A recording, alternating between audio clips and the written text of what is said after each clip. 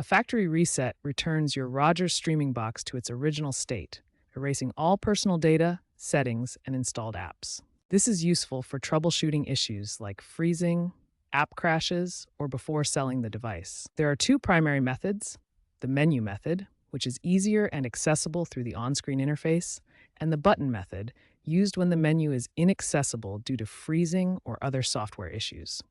Remember, a factory reset is different from a simple restart.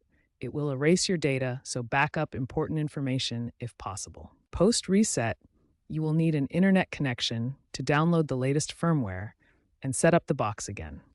Let's walk through the two methods. For the menu method, from the home screen, go to Settings, then System, then Reset Options, then Factory Reset. You'll need to enter your Rogers PIN or account credentials for security. Confirm the reset and wait for the device to reboot automatically.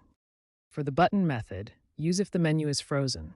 Power off the box, unplug it for 30 seconds. Plug it back in and immediately hold the power button on the remote or box for 10 to 15 seconds until the reset screen appears. Release when prompted. The box will then reset.